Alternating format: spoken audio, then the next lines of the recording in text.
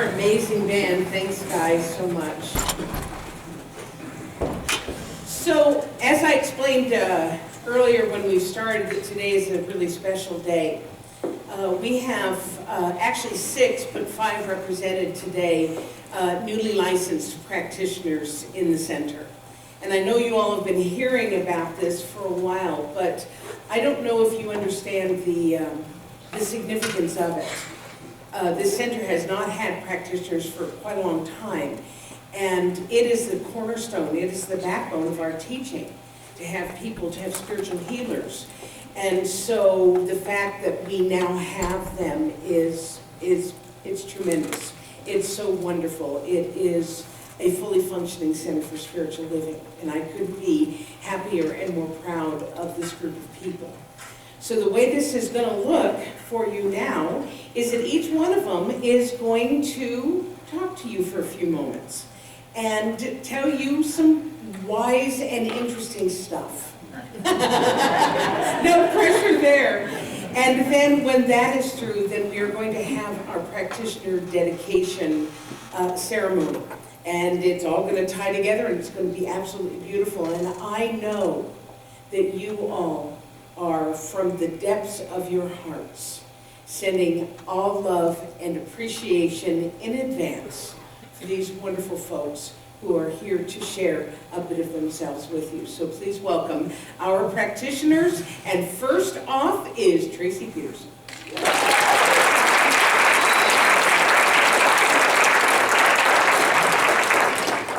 Good morning. I actually have to start off by admitting that for me, early on in this teaching, there was a certain seductive allure to one of our key principles. You know the one I'm talking about. It says, "You're perfect, complete, and whole, just as you are." Now for me, I recognize that the boldness of this statement appealed to that part of me that needed, or thought it needed, external validation. It appealed to that part of me that was blind to the spiritual magnificence of my humanity. You see, I recognize that I lived a good portion of my life thinking that I needed to be fixed, that there was a fundamental insufficiency within me. So while I could intellectually stand in and create from my perfection, internally, I was brutally cruel to myself. I spent a lot of time making myself wrong and feeling bad, and I noticed that my self-talk often included the phrase, "What is wrong with you?" Because I had it that by now, I really should know better. Well, what I know now that I didn't know then is that I was making that part of me that is human wrong. And I placed this fantasy-filled expectation on myself that I must be perfect in order to be nominally acceptable. Now, what you don't know is that the Tracy Peterson version of perfect included always saying the right thing, always doing the right thing, always being the right thing, being prepared, having the right answer, and let's not forget about being kind and loving and nice and generous and calm and joyous and cooperative and compassionate. Now, I did whatever it took to please others so that they would like me, and I lost any real access to happiness in the process. So the shift came for me eventually when I realized that I had created a mental picture in mind that had me needing to appear spiritually perfect. This saw me denying anything I labeled as negative, causing me to conceal my feelings under the guise of searching for the spiritual truth or looking for the good. In my repulsion of what I was labeling as bad, I was denying myself of the full experience of living as human. I was cutting myself off from living a fully expressed life, a life which includes all the goodies of our humanity, a life which makes space for shame and fear and anger, along with our natural state of joy, connection, love, and laughter. A space where all aspects of self are not only acceptable, but they're honored. It's a place of fully embodying that it's all God, but even more than that it's all good. Now, instead of struggling to be spiritually perfect, I allow myself to be perfectly human. I deliberately give up that there's anything wrong ever. And I remind myself of this often because there are a lot of sources, including this one right up here, that would tell me that there's a lot wrong with this world.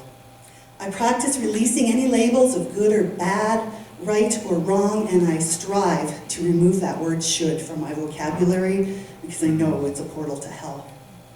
Now, am I claiming that I'm never experiencing fear, anger, judgment? No, not at all. Instead now, I use the fear and whatever emotion I'm feeling to catapult me to something greater. I remind myself that I can choose to move from being reactive to being responsive. And I allow that transformation to happen. And I allow as long as I need for that transformation to happen without making myself wrong for how long it takes. I allow myself to feel what I'm feeling, to move through the sensation and take the emotional hit of that, rather than pretending it does not exist. So I allow myself to have the emotion, but I don't allow the emotion to have me. I take on this process with an objective lightness of being, an unwavering resiliency, and heaping doses of self-love.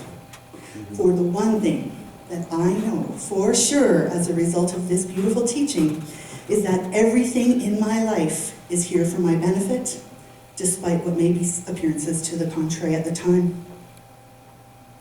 How wonderfully freeing to know that any fear-based thinking is a portal into my limited belief systems. How marvelous that the universe underscores where I could choose to create more freedom and ease in my life. Now really, how cool is it to know that I was the one who created my beliefs and I'm the one who can change them? Isn't it liberating to know and understand that there's truly nothing to regret? I can unlearn anything I have mislearned. How truly magnificent to be human, to laugh, to think, to cry, to love, to connect, to grieve, and ultimately to eternally evolve. So for me, it's been an incredible journey from being perfect, complete, and whole just as I am, to I am perfect, complete, and whole just as I am, and just as I am not. All is well, and so it is.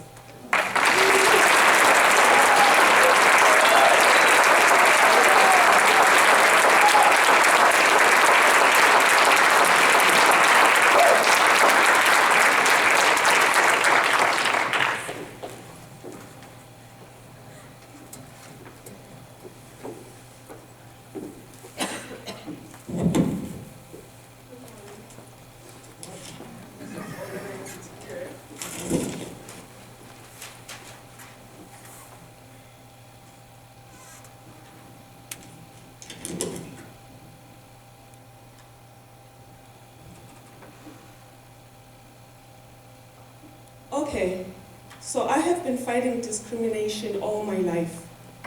When I was young, I was discriminated against for being poor.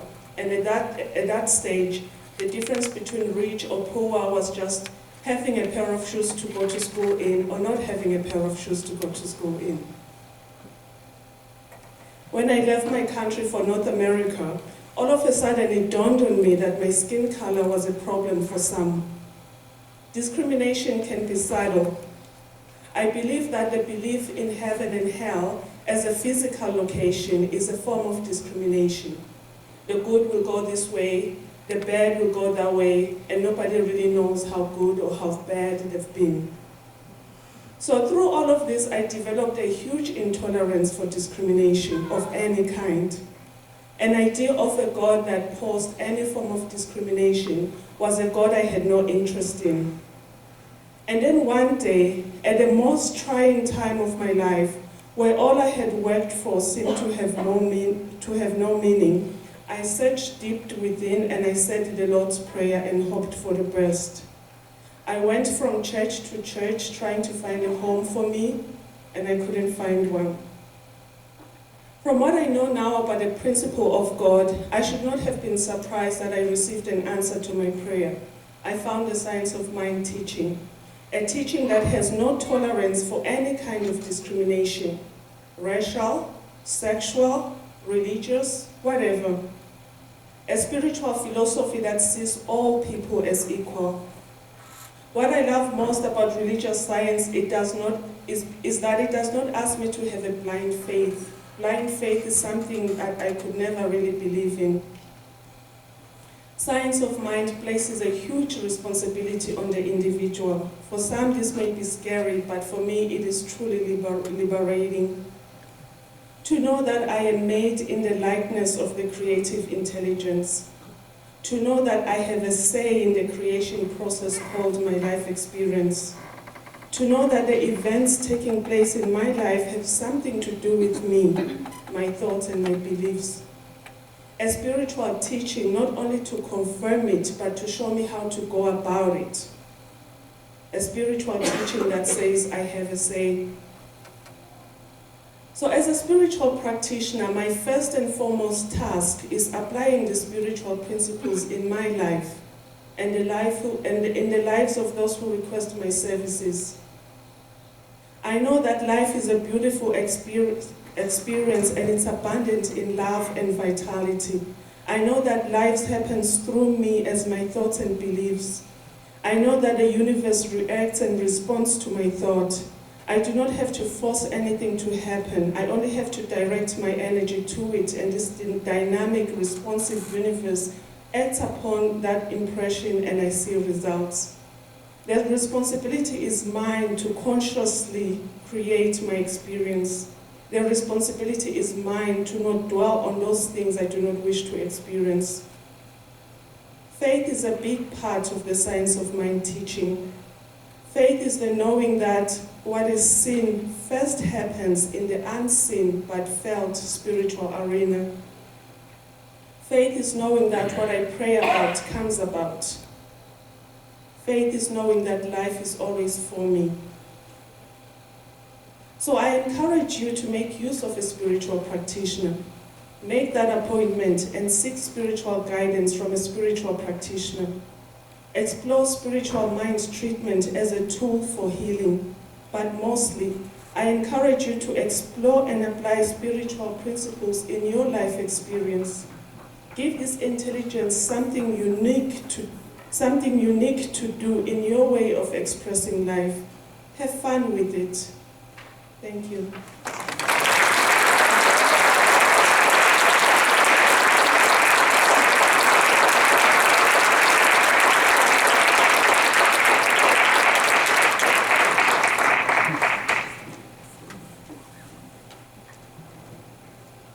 And in case you lost track in our order of service, I'm Lucille Earl. There I am.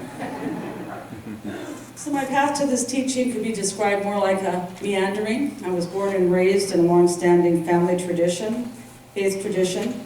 And as I grew older, it didn't really fit for me. And so I explored other ones. And I never really embraced any of them because there was a central tenet that I really couldn't believe in my heart. And that was that there was a chosen people. And God's chosen people were the people that belonged to that particular faith tradition. And the rest of the people in the world, not so chosen. So I really couldn't quite embrace that. It didn't seem consistent with my concept of a loving and just God. Kind of alongside that, for most of my life, I struggled with a vague feeling of hopelessness and depression. That depression was never really debilitating, thanks to medication, modern medication that I took from time to get through the rough spots. I was always able to go to work and care for my children. But I always had this vague feeling that my glass was half empty. Not only that, the water was cloudy, and I was pretty sure the glass was leaking. So the faith traditions I explored just really seemed to find some minor relief. It kind of fixed that leak, but only temporarily.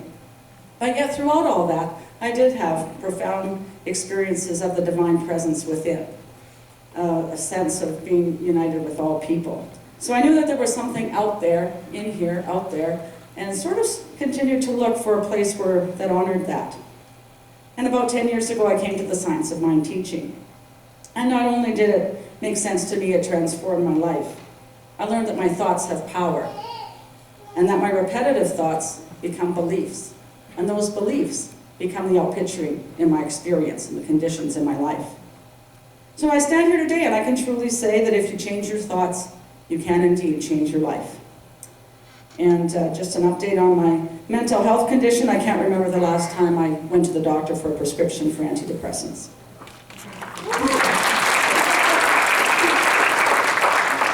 So 2 years years ago, I started practitioner training for, I'll admit it here, selfish reasons. It was the next step of the training program that we offer here. And I had the sense that I wasn't good enough, didn't know these principles well enough to be able to help others to see the spiritual truth about them.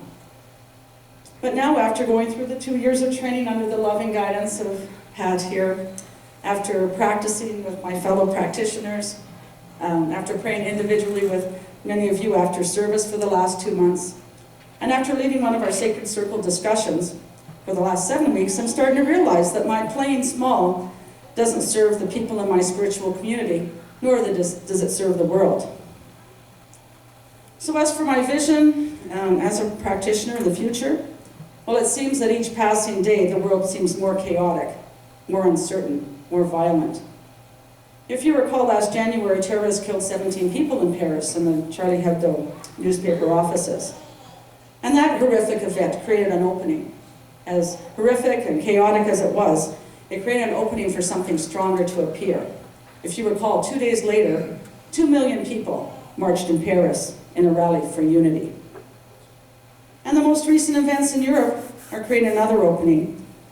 An opening that's perhaps a little closer to home as Canada prepares to accept 25,000 Syrian refugees.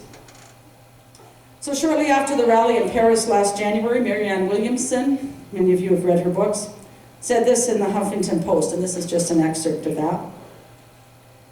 There is only one thing more powerful than a brotherhood based on hate, and that is a brotherhood based on love.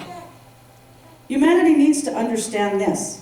It won't be enough to express our love for each other only after a horrific event has occurred. Are we willing to rally to the cause of love, not just one day in Paris, but to the best of our ability, every hour of every day of the year? Not only when it's easy, but when it's difficult. And any moment that we do rally to the cause of love is a moment when we gain the upper hand, when we turn on the light that casts out darkness, and do the work of transforming our civilization into the sustainable, beautiful, and wondrous things it is meant to be. So her words, I think, are perhaps even more truer now. The founder of this teaching, Ernest Holmes, his teaching gives practical, clear, and powerful ways to love, to forgive, to heal, to reveal truth, that we are all one. What I love about this teaching is what the other teachings didn't have, is that it honors all paths to God. It honors that golden thread of truth that is the common ground through each of them. And I know now that peace and love and unity in the world starts here, and it starts with me, and it starts now. And each of us is a center for spiritual living, a center for spiritual being. So my vision is to support you in your spiritual unfoldment and deeper consciousness of these truths as we unite in the brotherhood of love.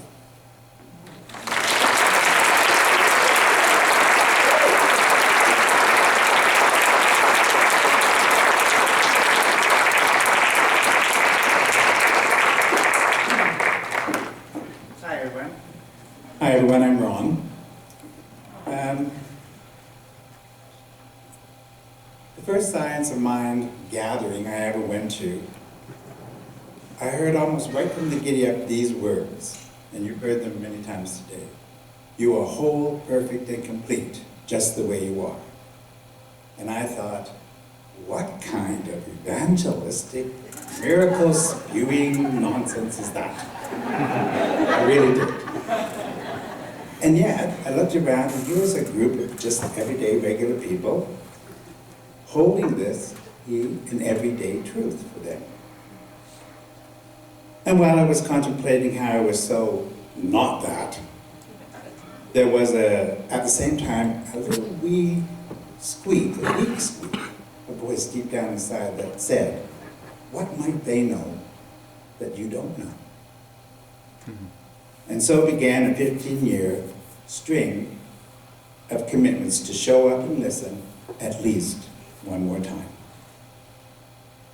Today, here's what I know to be the truth. Life is supposed to be exactly the way it is. Spirit is here to experience itself as you, just the way you are. You are intentional. There's no good and no bad in life. It is just spirit contemplating itself.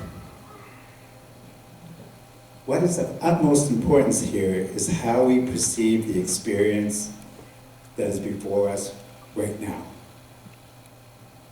It's all about the way we think. Now, I've explored this from 100 different angles, both scientifically and spiritually, as I would, over many years, and the truth is simply this: our thoughts are the blueprints of our lives. We are wholly responsible for how we perceive and therefore experience life. It is done unto you as you believe. And yes, in fact, you are whole, perfect, and complete, just the way you are. My journey now is to hold this to be the truth for my own life, and then to guide and treat for each of you to know that truth for yourself. As a practitioner, I have three main areas of intention. The two main pursuits now here as a graduate of the practitioner program is either ministerial in nature or as a spiritual counselor. My training and interest is in the latter, and I commit myself to ongoing education and practice in the field of spiritual psychology and spiritual mind treatment. If you are already spiritually fit, I'm here to explore with you all that you are truly capable of and support you as you manifest that in your life. And if you are in pain or discomfort, know there is nothing for you to earn or to fix. The authentic you is fully orbed and in the wings waiting for the opportunity to express itself. I'm here to support you as you reveal the rest of you, the best of you, and the not yet expressed of you, through counseling and spiritual mind treatment. I also commit my talents and skills and program development abilities towards any endeavor that expands the opportunity for young and old alike to explore and employ this philosophy in their lives. To move thoughts into things in terms of programs and services available through the center so that folks can live this teaching out loud in ways that work to make their life better. With the direction of our minister, our board, along with the other practitioners, and the power of this community, we are already on the move. Finally, I want to share with you my desire to take our form of spiritual support and guidance beyond this center and out into the mainstream as an adjunct to human support and mental health services. It is so needed. That's an enormous undertaking, and there is a great amount of resistance to that, but while I have no surefire plan, I do have a simple knowing that I will. That's a lot to do, and as often said in our teaching, I better treat and move my feet. I'm grateful for the teaching, I'm grateful for my teachers. Along the way, I'm grateful for the center and for all of you for allowing me to serve as one of your practitioners. Namaste.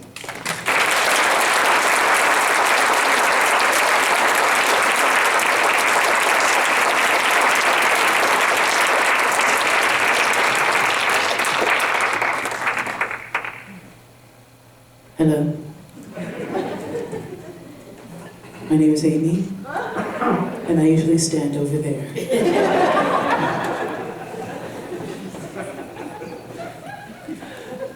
All right, so this morning I have a couple of questions to ask you. It will make me look really good if you play along.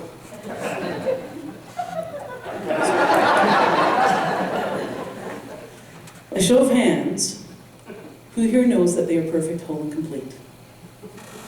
You know, I am one with God. All that I am is a perfect expression of love and light. They're very good. Okay, so now, by show of hands, who's here still have some belief system that creeps in here and there, throwing you a little bit off course, maybe creating doubt? Okay, me too. Oh. So I'm going to share a little bit of my old BS with you. And And that's something that lives so deeply within me. And it creeps up from time to time, and it jolts me back to this girl that I once was. And it creates an experience of less than perfect in my life. Underneath it all, underneath all of this fabulousness,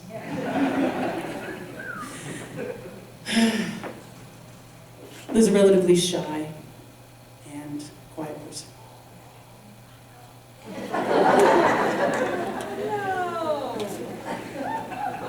Sometimes when I'm off stage and I'm walking through a crowd, I find it really difficult, especially when I don't have my guitar to protect me. I feel really small. Even saying hello or having a conversation with somebody, it's a difficult thing for me. And you might not be able to tell by looking at me or by listening to me sing, watching me dance and play my guitar. And you may assume that because I stand in front of you,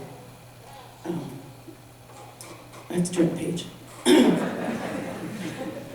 that I'm an outgoing and confident person with a great deal to share or a great deal to say. And that is the truth. That in itself is true, but another part of the truth is, for me, getting up here and talking to you without the protection of my guitar or microphone stand, I really want to move over there, it's a really big deal. It's exciting and it's scary. For most of my life, I've been a singer, a performer, someone who seeks that attention. And I could happily sing you a song, but I have been told in no uncertain terms that that is not acceptable today.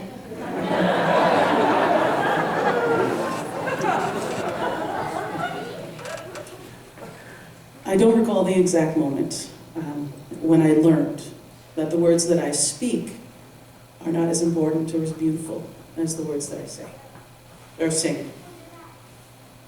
I've always put more value in that performing girl. If you didn't see me sing, you wouldn't see my value. And so, it's BS, but it's part of my belief system and it creeps up. Now, over the course of becoming a practitioner, I have learned that I don't have to sing to be heard. I've learned that the words that I say are just as important and they're just as beautiful as the words that I sing. I'm feeling the desire to say fart right now. I'm so sorry. Knock yourself out. I didn't actually write that down. Over the course of practitioner training, we have each had to step into ourselves in a new way. And for some of us, the challenge might have come from speaking treatments out loud, leading a meditation. For some of us, the challenge may have been stepping into a leadership role within the center. For me, the greatest challenge has been the one-on-one treatments that I've done with some of the members here.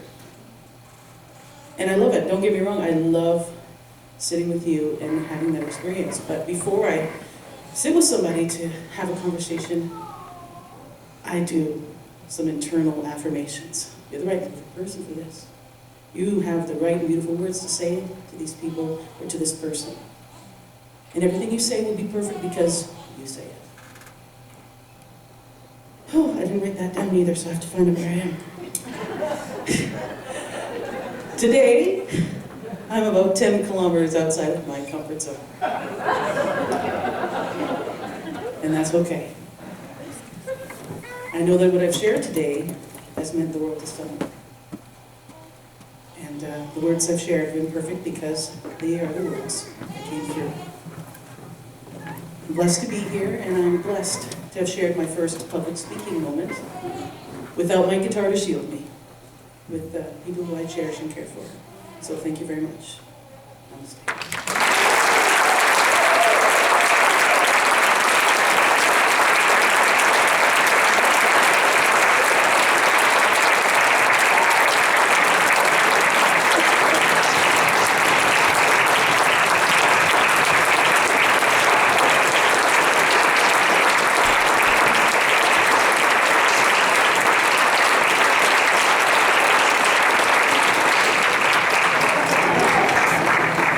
I am such a proud mama.